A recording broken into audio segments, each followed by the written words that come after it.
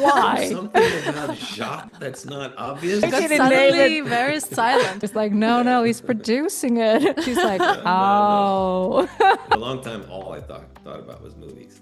Where can I see them? How can I make them? What can I, what's the language? What don't I know? It was just on my mind constantly. Everything was a movie. And that's how you speak in the film school. You're like, oh guys, that's a perfect movie. The whole thing of sketchbooks, like you got a camera, a light or two or whatever, and then some actors, and you just made stuff.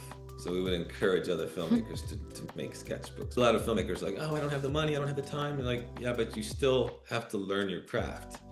And you can only learn your craft by doing. And so you have to keep doing. I think I need to do that because I've done shorts and feature, but never a sketchbook thing. And I think that's something I should definitely explore.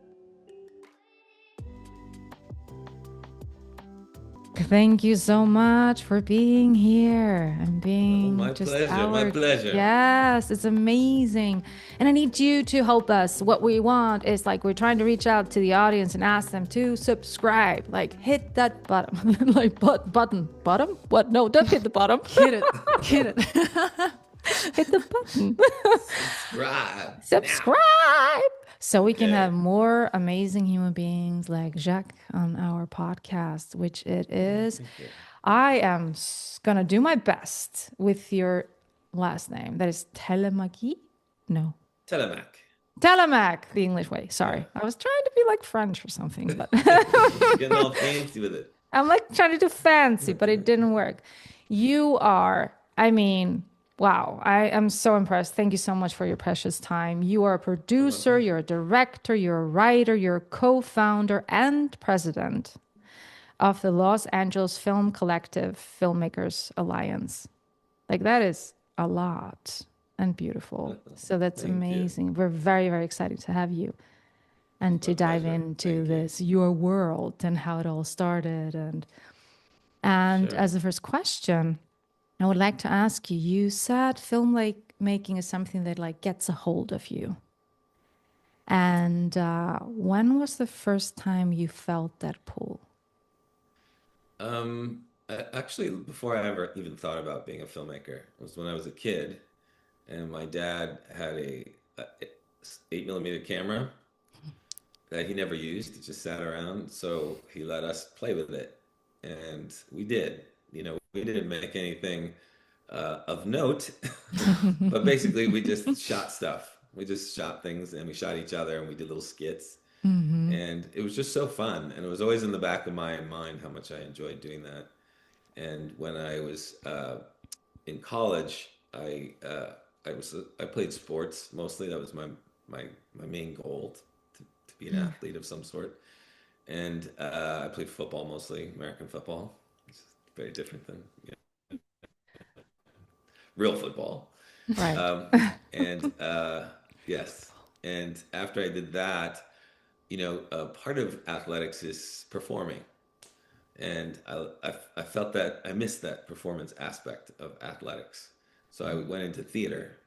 Mm-hmm. And I realized I'm a terrible actor. And I was way more interested in what was happening, behind the scenes. As a director or producer, putting the productions together, visualizing them and everything. So I started studying theater directing. And very quickly I realized, that I don't think in terms of a proscenium. I think more cinematically. Mm-hmm. Just the way my mind works and the way I was editing things together in my head. Mm-hmm. So I need to learn film, how to make films. And the idea that I used to make little films was always, there. Mm-hmm.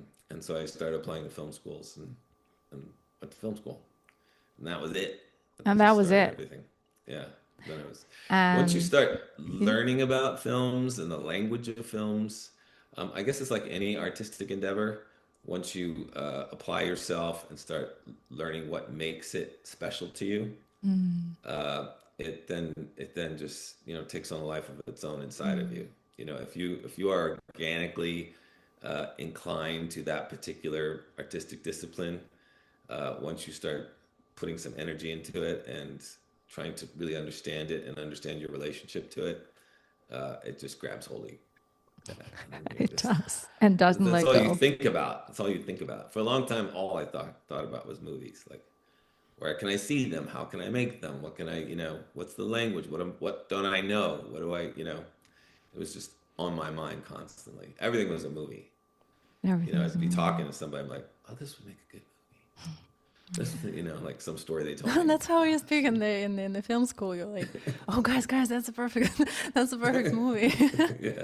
Everything is. And so yeah, and then and you do, especially a discipline like filmmaking, which is so uh, collaborative and demands a lot of resources, and it's not something you just go and paint in your room by yourself. It demands a lot of preparation and planning, so you're always thinking about how to pull it off, uh, and yeah, but you become a bit obsessive about it, like how can I get it made? How can I get this film made? What are all the things I can do? Who do I need? All that kind of stuff. So your mind can just spin constantly about how to get this thing done. And then as soon as that one's done, then you're on to the next one. What's next? So you don't have this that a lot of filmmakers say, like or directors particularly, like they're after the one film, they're like, I need a short break, pause, and then they continue. You were more like from one to immediately to the other. Yeah, I'm more like that. I mean, you do need a break, but it's just amazing how fast you recover. And you're like, also, there's a certain high you get from the pressure of Yes. production. And it's just like, I guess I've heard, I don't want to make a comparison that's inappropriate, but like, soldiers go to war. The intensity of battle is horrible. They want to get out of it. And the minute they're out of it, they think about going back. And it's sort of the same with production. Production's not nice. It's so stressful. You're trying to make all this stuff happen in a very short period of time, and it's very stressful. But then as soon as it's over, you're like, I want to do that again. It's bizarre, but It is. I know, as an actress very myself and producer, I know, like as an actor, you're sometimes in situations like we were filming in Iceland, in my home country, and it was so cold. Like I was just like, oh, why am I doing this? And I'm wearing like a skirt in Iceland, and it's like freezing. And then and I was producing on top of it, so I was running 24. And then after the film, I was like, it's so empty. Like it is just Yes. like it's like you have a family, Yeah. and we're all like Yes. a family, and then all of a sudden they're all Absolutely. gone, and you're like, why am I alone? What Yeah, happened? it does. A good set, anyway, it does feel like a family. And a bad set feels like a dysfunctional family, but Yeah, it still right. feels like a family. You're still Right. with these people daily for however long, even if it's a few days, sometimes it can feel really intense and really Yeah. bond you. So yeah. So anyway, I just knew that I wanted to make films the minute I dipped my toe and just threw myself into it as much as possible. Wanted to learn everything. I wanted to learn the history of cinema that I didn't know. I wanted to learn all the production details. I wanted to know what kind of cameras to use. I wanted to know, what the laws and rules about shooting in different places, and that I could break them, which I ended up doing a lot. You just want to know every detail, and then then you want to study the masters and see, the sort of aesthetic aspect of filmmaking. Why is this image follow this image, and how do they juxtapose, and how is the scene composition created, and all the little details that make a film this much better than this. But you have to really. I'm not saying you have to be obsessive, but you really have to take it seriously and pursue that knowledge yourself. You have to be driven to pursue that knowledge yourself. True. Hold on one second. There's background noise here.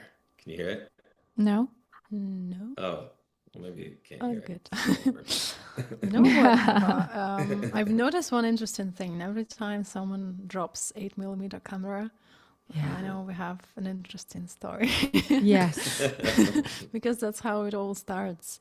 And then you mentioned that you were always interested in something what is going on behind the scenes, right? Yeah. And then I find that you worked for a long time as a Hollywood rewrite specialist, very fitting into that picture. And I want to ask you, what did that experience really reveal to you about how the film industry works, how filmmaking works? What was this whole experience for you? It was exciting for me at first because, when you decide to get into film, you are thinking about sort of classic Hollywood, like, oh, I want to be, working for Paramount or, Mm. 20th Century Fox or the big studios, and, grew up watching these films from these huge studios. But once I actually started doing it, you start uh, to see how it works, and it's a very corporate process. Mm-hmm. And the scripts are developed just like a corporation would develop a product. Product development, they spend some money trying to bring things along to a certain point, and then they abandon them if it's not, and if a different executive comes along, then whatever it is they were working on gets pushed to previous executive, it gets pushed aside. And it's just not super creative. The And idea is, destroys the magic. yeah, the idea is to create products that make money. Mm. And sometimes in spite of that structure, amazing films get made. Obviously, we've all seen them, but overall, it's not nurturing to like pure creativity. And it was very exciting, and it paid well at first, but then it runs dry creatively, and you're just a hack essentially. That's the way I felt. Like, oh, Mm. here's this really bad script, probably not going to go anywhere, but we'll pay you a lot of money to try and make it better. And the films never get made most of the time, and so you're just getting paid to grease the wheels of corporate entertainment. And it wasn't what I got into filmmaking to do. So I didn't do it for really that long. I only did it for a few years. And then and I realized, I just want to make films. And at the time, I started dating the woman who would become my wife, and she was very anti-corporate, very artsy fartsy, didn't want to have anything to do with the studio system. And Yay. she's like, "Why are you wasting your time with this stuff? Like, you're a talented guy. Let's make our own stuff." I'm like, with Cool. what? Who's gonna father our projects or mother our projects or whatever? She's like, us, we'll just do it Cool. ourselves, like, by hook or by crook. And we have a bunch of other friends who are in the same position, and they have, their creative dreams and limited means. And maybe if we pulled it all together, we can help each other make films. And that's exactly what we did. And So you dare to walk away, to be very honest here. mhm, Love that she was that beautiful voice in your yes, ear, and that soul that pushed you towards something beautiful. Yet leaving a job like that is not easy. I mean, I even think today it's not easy.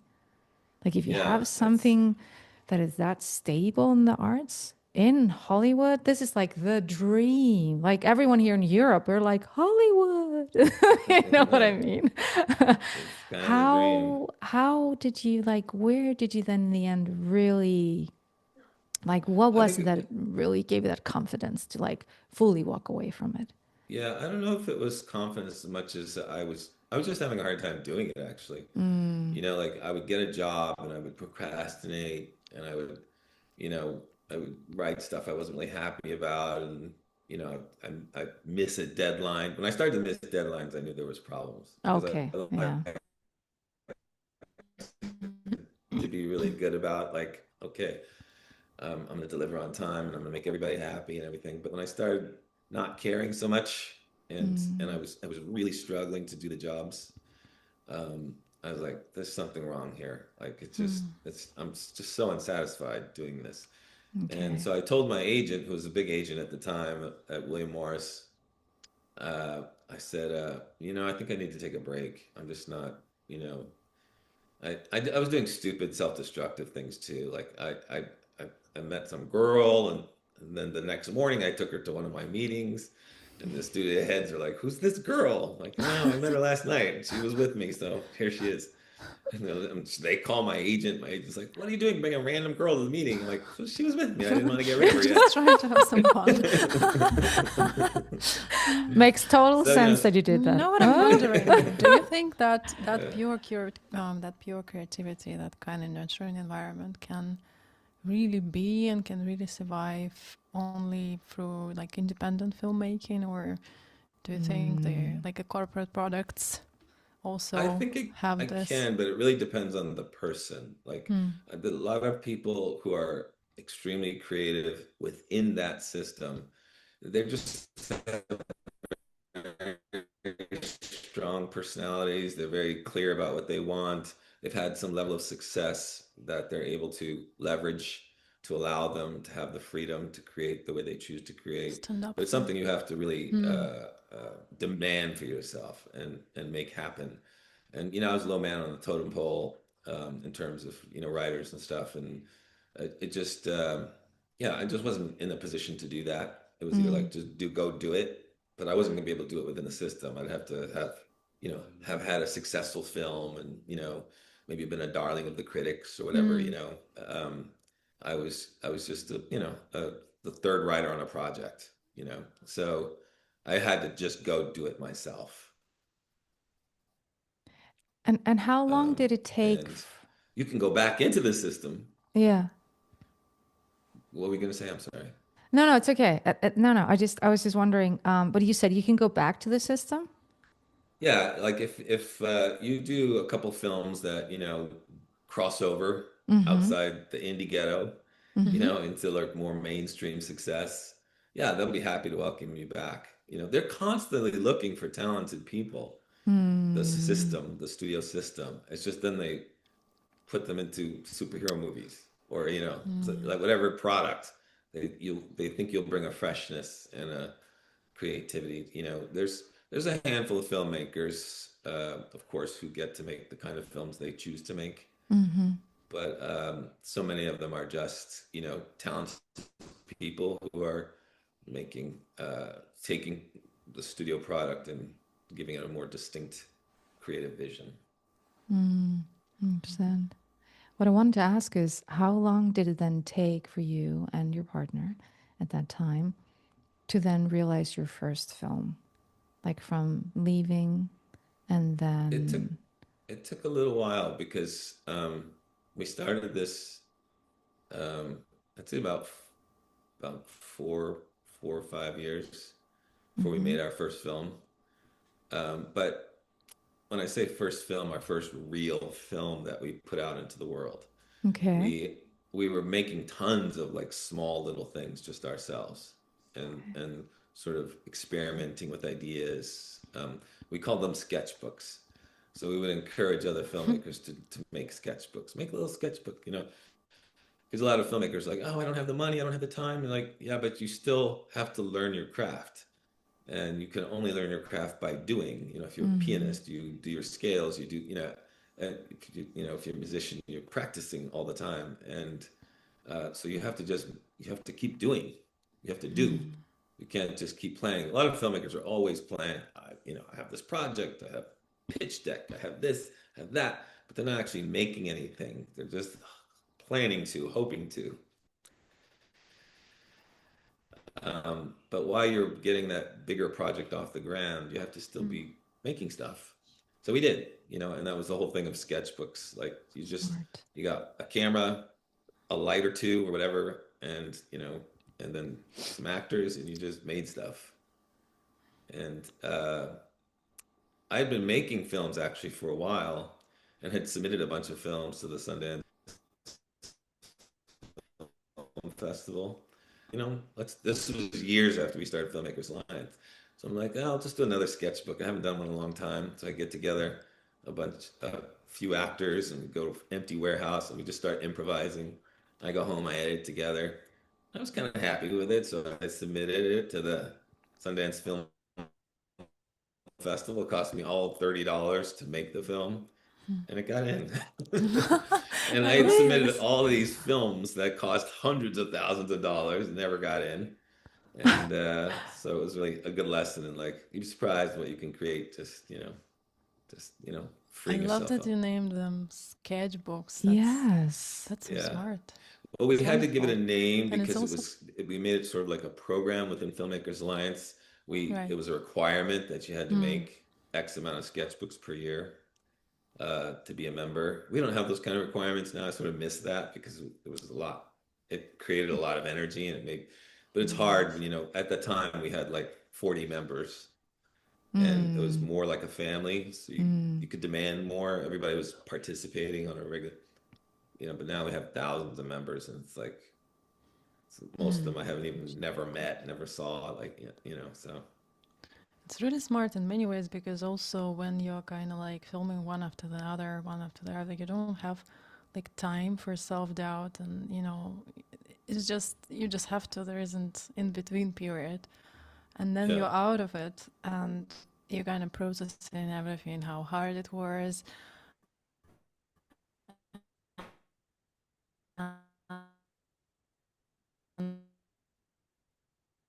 And the more time passes, you kind of start questioning if it's You know, removing yourself from all of the self-imposed restrictions mhm, and just like putting yourself in a really vulnerable position and saying, how do I get out of this? How do I make this work? How do I find things that I wouldn't normally find? What we would do is like the film that I just told you about, we just went to a warehouse and then we walked in and looked around and said like, what do we have here? What can we make out of this? And what's a dynamic we can create? What's a story we can tell, given what's cool about this place? What's cool about these specific actors? And then that's where the juices start flowing. That's where the creative stuff starts happening. You just you know finding things. nice. And so by doing these sketchbooks, it kind of forces you. We also did a writing thing that was very similar. It was called Third Page. We always name all our little things. And and Third Page was you had to write a 3-page script every week. And then you had to tell a complete story. That was the goal. Not everybody, achieved that, but the goal was to tell a complete script. impossible for me. It's too short. And it was such a great creative exercise. And we would give 3 prompts.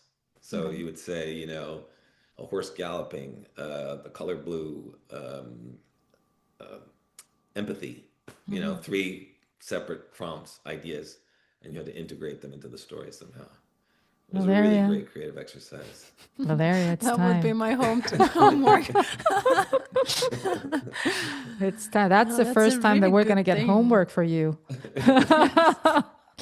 That's a really good thing. I'm really struggling with like short format to do anything in short. Like I'm Yeah. writing a lot. A writer, and yeah, the short form is the most difficult. The benefit of giving yourself this kind of a challenge is that you realize that like a story can be 3 minutes. You've heard a 3-minute story, beginning, middle, end, and tension, and boom, boom, boom. Or it could be 3 hours. But when you have to do it in 3 minutes or 3 pages, whatever, then you really have to get to the essence of whatever story you're trying Flesh to it tell out. and really Yeah. maintain the tension, of course. And it's a good exercise because you'll have to do that on a larger project as well. And it's just a good way to teach yourself to trim off the fat of, which is the biggest issue I have with I love independent film. I've always dedicated my life to it, obviously, but I still see films all the time in the independent universe and that's the advantage that the big studios have over sort of independence. They have so many people looking over it. They tend to be pretty lean, even if you think the stories are meaningless. There's not a lot of fat on them. Like so many people have their hands in the pie. Things get edited down to sort of the essentials, and they usually use a very standard traditional Hollywood plot format. You know, Yeah. whereas a lot of independent films, because they're so personal or they're so unique or whatever, they also run the risk of meandering and having just like that doesn't need to be there. But you know, the filmmaker will argue it has to be there. I kind of love But that. Then you watch like Fellini on Antonioni, you're like, what? Like, where are you going with this? It's like 3+ hours film, but you know, it's a yeah, separate topic. Let's go yes. back to Filmmakers Alliance. Tell Yeah. us when you founded it. What was going through your mind? Did you try to solve like industry problems, collect people around No, you who are creatives? we were thinking not anti-industry, but you know, there's a movement now called non-D. Do you know this movement? No. It's not indie, it's non-dependent. And it's Non-dependent. called non-D. And it's kind of spearheaded by Ted Hope, who used to be who is an independent film producer, but he used to run Amazon Studios, the production. He's the production head at Amazon Studios, but for a long time, he was a long time independent film producer. But now he's going even further in the opposite direction, and it's just like, how can you make films totally outside the system, totally not dependent on any of the typical pillars of of not just studio filmmaking, but independent filmmaking, the sort of things we used to depend on. Just make your films however you need to make them, and he's calling the movement non-D filmmaking. And that's sort of what we were doing. We were like, we just want to make films, like, and we don't want to have to depend on anyone. We just want to find different ways to do it. So back then, it was when video cameras were just sort of coming out. And everything, people were still quite a few people were still shooting on film, because this was in the early '90s. But we realized, a video is just easier. Doesn't look as good, but like we can still tell good stories, and if we light it properly, it looks nice. And it was not the kind of video we have today. It looked like video. But if you were clever and you sort of lit things a specific way, it could look really cool. So we shot a lot of stuff on video, and we were just making stuff. And it was literally just 8 of us at first. And we got 8 of our friends together for the very first meeting. We weren't called Filmmakers Alliance then. We were just, let's start this group where we help each other make films. So we would all work on your film one time, and then we'd all work on that person's film. We'd pool our money, we'd pool our resources, find locations. And it was super fun. We were just cranking out stuff, like boom, boom, boom, making movies left and right. And then they weren't all great, that's for sure. In fact, we had a screening a couple of years ago of some of the worst Filmmakers Alliance films ever made. And they were so bad and fun. It was really fun. And we invited all the filmmakers because they knew they were bad. But you're just cranking stuff out. You're just trying to learn and do. And because we were doing so much, each production we brought in new people, and they were like, "Oh, this is cool. I want to join." And then next thing you know, 8 was 40, and then 40 was 200, and then 1,000, and like just happened so fast, and over a course of just a few years. And so then we had to incorporate as a company, and we couldn't really function as a collective anymore. It was too unwieldy. So then we had to form a managing body and a board of directors, and became a nonprofit, and just started doing our thing. And and that sort of took over for me. I still made films, and I still make them when I can, but running Filmmakers Alliance was a full-time job. So And yeah, still is? Is it still a not so full-time much. job? I dialed it back quite a bit because Okay.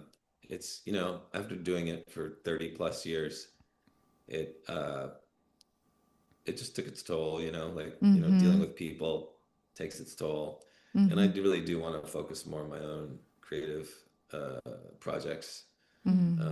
So and also you get so much help from technology that allows it to create a structure which sort of does its own thing. So now we have a community site where it's sort of like Facebook, but for filmmakers. So you can have a profile page and connect with the other filmmakers, and download resources, and we share news, and all that kind of stuff. it's not as dynamic as it was when we were all face to face, you know. Mm-hmm. My favorite was when there was like we had like 100 members, Okay. and we would meet every month in person, and it wouldn't be all 100, but it'd be, you know, a bunch of people. It'd be a lot of people, and Nice. we'd talk about our projects, and we party afterwards, and you know, it was really a good time. And but that's just we're just not doing that now. Not too. How can people join now if they want You to just go to join? filmmakersalliance.org and sign up. It we used to have a membership fee, Mm-hmm. but we have some sponsors now who basically just pay everyone's membership fee. Mm-hmm. And you know that helps cover the costs of managing Filmmakers Alliance. It's not. It was never really designed as a thing to make money. That's why we organized as a nonprofit. So it's really just, you know, it's a support tool. And Is it still the same concept as when the eight of you started? It's still the concept of let's make a movie together and yes, it is very much so. nice. The challenge now though is just getting people to engage with each other beyond the internet, you know, Okay. like beyond social media. You know, they sort of, I think people have feel now like uh, all they have to do is post something and they'll get the support they need. Mm. And this was an issue even back in the day. We used to tell people, look, you can't just be about what you need. If you want to create real connection, you have to be there for other people. You Yeah. have to engage. And that can happen a lot of ways. You can just read someone's script and give them feedback. You can show up on set and do something, you know, even if it's, you know, just be helpful. Mm-hmm. You know, even if they don't need you as the craft service person, you can help keep the table nice. You know, there's a lot of things you can do to just make the production easy for somebody. And so, but you have to be there. You have to connect with other people, and you have to share time with them. You know, you have to share interest. You have to share passion for the filmmaking. Even if you organize let's a bunch of us go see the, you know, the latest. I don't know, what's the Greek filmmaker's name? I can never pronounce it. Yorgos Yorgos. Lanthimos. Yes, like let's Maybe go I'm see the pronouncing latest it wrong Yorgos as well. film. Yes, Yorgos. and yeah, let's go see the latest Yorgos film, and then talk about it afterwards. You know, like there's a Mm-hmm. lot of things you can do to generate Yeah. community and to connect with other people, and that's how you get support. And True. that's how it works. It's not enough to just say, "Oh, I have a film. Here's what it's about. Please help me." That just doesn't work, you know. It So really doesn't. That's true. And you said you've pulled back a little bit, like you're leaned back. It is working. You've been there like over 30 years ahead of it. You started it. And you said because you want to do more of your own projects. So what yeah. are you working on now? Well, I'm doing a short in April, and Ah. I've had a feature I've been working on for a number of years that I want to put some serious energy into raising the money to do Mm-hmm. it. And you know, that's something I just let put on the back burner for too long. I mean, part of it was I pushed it aside as a tribute to my ex, who I started Filmmakers Alliance with, because I Mm-hmm. wrote it for her, and then we split up, Mm-hmm. unfortunately, and then she got breast cancer and passed away, and Mm. I just felt like I just felt bad, like somehow it was like uh, uh, betraying her memory to make it with somebody else. But Mm. really, now I think about it differently. It's like actually be honoring her memory to do it with somebody Yes. Yeah. else. And so, you know, we split up, but we stayed very close to each other. And she was always an extremely important part of my life, even as we were breaking up, and vice versa. And Mm. so, so yeah, I really want to make that now. That's Just beautiful. well, thanks. That's beautiful. And And what stage are you now? You said and the short. So I'm just curious. You talked about sketches and now you're talking about a short film. What is the difference between the two for you? For me, a sketchbook is like not getting too slowed down by all the mechanics of filmmaking. So like, oh, I need to plan this for 3 months. I need to have 10 people involved. I need to have this much equipment. I need to, it's like I have an idea that can be shot with a couple friends. Maybe we just use natural light, or one of us, like we have stuff, we don't have to think about it. We know what we have, we just grab it. We know we can shoot it. We have the confidence that it can be shot fairly easily. Don't need to stop traffic or, rent out this thing or that thing. And we just do it. So it's just like the focus is on actually, creating something as opposed to planning for the creation of it. And it's just you're doing stuff that you can do in a day. Like I can put this together in a day, shoot it in a day, edit in a day, boom, it's made.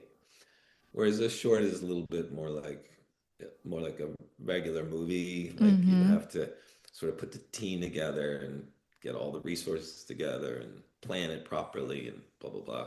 It'll look better, of course. Um, even the film that I told you about that went to Sundance, it looked like shit, I thought. But I didn't care when I was making it. Like I just want to make this thing. I don't care what it looks like. And then I put all these filters and things. I made it more. I to make it Aesthetic. look better. Yeah, to give it some aesthetic. I got all artsy fartsy with it. I was mostly just goofing around, and sometimes you get lucky. Like, oh, I'm just messing around. And all of a sudden, yeah, that's pretty cool. That looked good. That's so cool. So cool. Uh, so yeah, I'm doing something that's more of a real short, and the feature is a bigger thing. Like it's not something I can do low budget. It doesn't have to be $1 bazillion, but it's not something I can just do out of my own pocket. I think I need to do that because I've done shorts and feature but never a sketchbook thing. And I think that's something I should definitely explore. Yeah, It sounds it's fun. It's fun. super fun. Yeah. Yeah. And also, like, I did a sketchbook early on with my ex, and we decided we wanted to just do like this crazy ass noir thing. And so we lit it so bizarrely. A friend of mine is really talented DP, and she lit it so like dramatically, like 30s, um, that German expressionistic style, Wow. with really highly contrasty, and it looked so cool. Like it came out great, like with no light, no serious lighting. We just did it in my bedroom, and it ended up. I thought it ended up great, but I totally lost it. I don't know what happened to it. We shot it, showed it around a bunch of places, and then the master got disappeared. I have no idea where it is nowadays. So yeah. It was back when we were shooting on mini DV.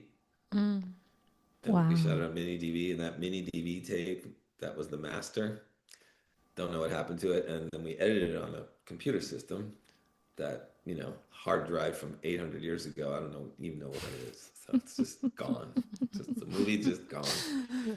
But, that can happen. People think because we're in technology, that everything lasts forever. It doesn't really, like hard drives fail and things get lost on the cloud, and So movies just like film, movies are still kind of ephemeral. They can just disappear, Right. and so you have to if you really want to keep it around for a long time, you have to be diligent about how you store it and where you put it and care you give it. True. true. So yeah, Yeah. so Filmmakers Alliance, still important part of my life. It's just I couldn't let it be the sole focus of my life anymore.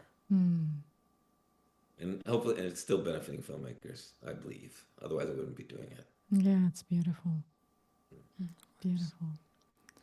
And you also started to produce a podcast. Yes. And as a fellow Say the name, podcaster. gorgeous. Say the name. You can say it. She That is said a it. very intriguing name. Lies that my vagina told me. Lies my Very vagina intriguing told name. me. Lies my vagina told me. I love that name. I love it. It's actually kind of literal because Bridget Bacco, who's the star of the show, is recounting a lot of things in her life that were guided or misguided by various passions. Let's just say that. And but you know, the sort of theme of the show is like it always everything you do, right or wrong, sort of leads you to where you need to be. And there's so many amazing stories along that road. And so she's just, you know, sort of exploring that journey for herself and where she is today, and talking to other people who have had amazing journeys. And they're not all women.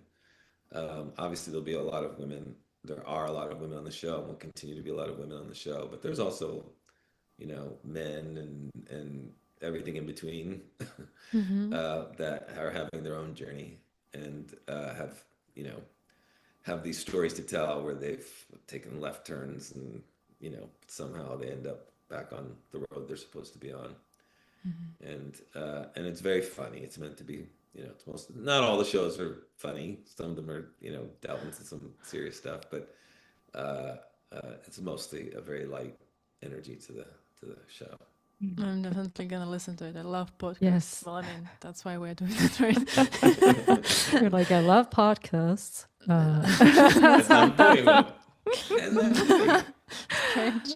What I want to ask you, as a producer, are you involved in shaping the conversations? What is your role? And would you say that podcast storytelling is very much different from filmmaking, or is it somehow the same?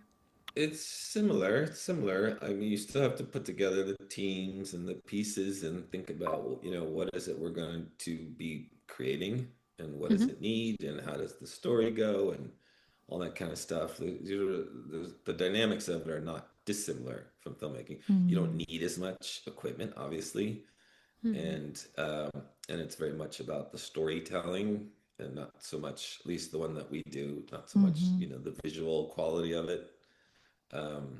You guys look amazing. Ours don't look always so amazing. Thank you. And it's but yeah, I mean, ultimately, yeah, you're telling a story, just like you are with film, and there's, you know, it's not acting, but you know, you're expressing, and that expression has to connect with an audience, and but it also has to challenge the audience.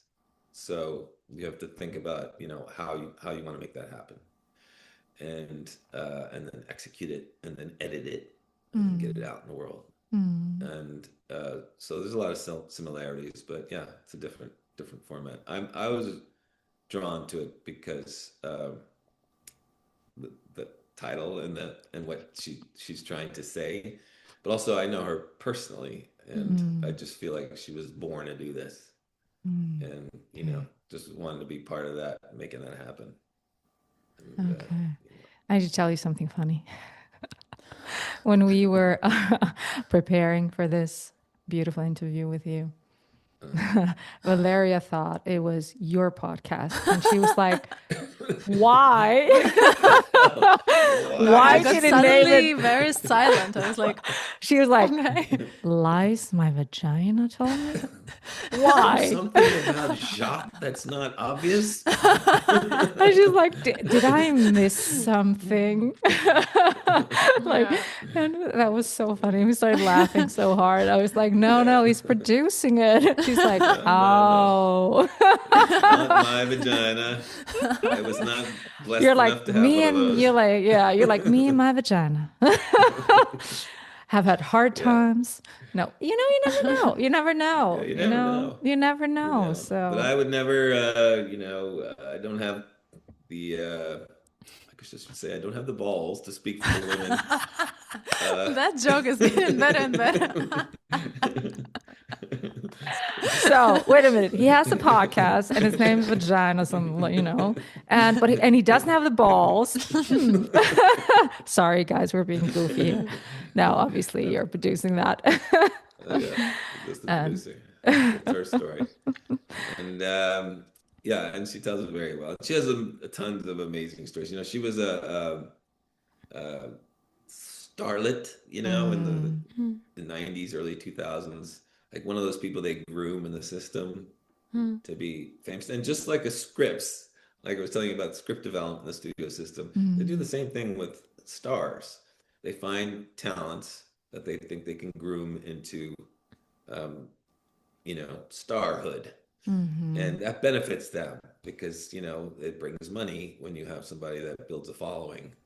So they find all these different people to groom, and some of them it works out, some of them it doesn't. Some of them they reach a certain level of success, and then, you know, it's sort of, and so same thing happened to her. You know, she reached a certain level of success and mingled with all these different people and was all these great projects. But, you know, as she got older, you know, she wasn't getting the roles that she would have liked to have gotten.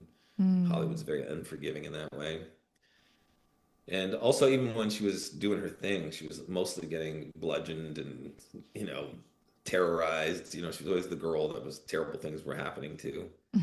So it wasn't like she was getting the kind of roles she really wanted for herself. And so she just did her own TV show in Canada because she's Canadian. And it was a hit there. And so she's just been basically writing and producing since then. But she has all these amazing stories from when she was a starlet, and she's made all these relationships throughout the years on that journey. And it's guest driven. She always has guests on her show. You know, it's not like she just talks.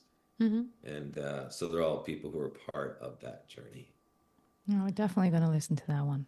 That's a beautiful, sounds really exciting, and she's a smart ass woman. Because that's the way to do it. Create your own thing. Exactly what you're telling us. Go out there and create. Yeah. And just and even if you continue want to creating. be part of the system, because you know a lot of filmmakers do. They won't always admit it, but they do. They just want somebody It's a dream. to love them. Yeah. You still have to do your own thing for them to find you. You know, you have to bring something unique to the table. Right. There has to be a reason they want to pluck you, you know, from what you're doing, and but make sure they pay you for it. Don't give up your independence unless you're really getting paid well. But yeah, you have to do your thing, you know, to be found, or to just, you know, or in my case, if you just, that's the only way you can create is to do your own thing, then you have to go out and do it and make it happen. Right. Being found, talking about that. Where can we find you? Like, where can our listeners connect with you? Are you still, like, are you looking for your short film? Where are you there? Are you looking for collaboration partners, or are you fully in the pre-production now, so you don't need that? Yeah, we're shooting in April, so okay. We're pretty close to doing our thing. But yeah, I mean, I'll never say no to anybody who wants to help out in some way or just even watch on set. Yeah. So yeah, I'm reachable. Shockingly, I guess because I run a nonprofit, like my phone number is on the internet. Like I was like, damn it, it's everywhere. There's no privacy. But luckily, I don't get that many rogue calls. You know, I don't get too many people bothering me. Just, you know, spammers. And so spam risk or whatever when your phone cracks me up. It's that thing that says you're getting spam. So Jacques at filmmakersalliance.org is my email address. And anyone's welcome to, you know, send me a message if they want to for whatever reason. I can't answer all of them all of the time. But if I get a sincere question from somebody or request from somebody, I'll answer it. You know, if it's somebody spamming or trying to get something, or, you know, the vibe isn't good for whatever reason, I want to answer it. But if it's a sincere filmmaker looking for support, I'll answer it for sure. Oh, that's beautiful. And we will have it in the show notes, obviously, from Jacques. All the Phone number links. in bold. We will have it. Yes.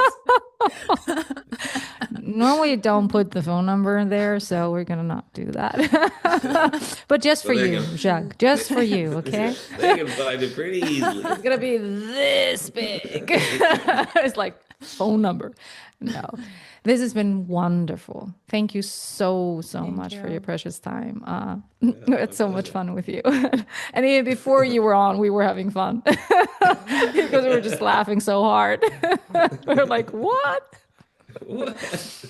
Yeah, It's a vagina. you with your vagina, no balls. Sorry. Vagina. Although I did, That's- my ex, you know, was in a movie that played at Outfest, Hmm. and it was a very popular movie. It was I forgot the name of it now. But anyway, it was a very popular film, especially in that community. And we were going to parties, and at the awards night, there was a guy giving awards, and I said, we're gonna make Jacques an honorary lesbian." What? I was honored. Well, I see, was honored. see, now it makes sense. Because the film was about a relationship between two women, Right. and I don't know. I was just going to parties. I wasn't doing anything special. But I guess that was enough. But anyway, but I'm still You proud of gave that me title. so many I'm very proud of choices for that the title. thumbnail, you know. You gave us so many. Yeah, we're like thumbnail. We're like Jacques Thelemaque, honorary vagina, lesbian. no balls. Huh? That's the first one. Okay, next one. No.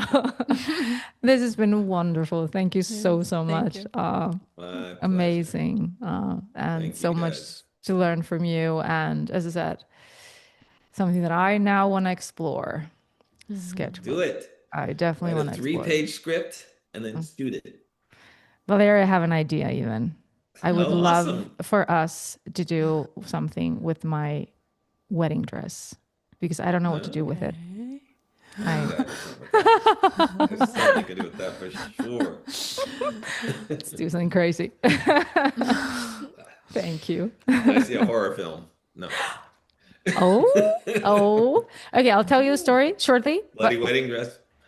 Wedding dress, and because I got divorced last year.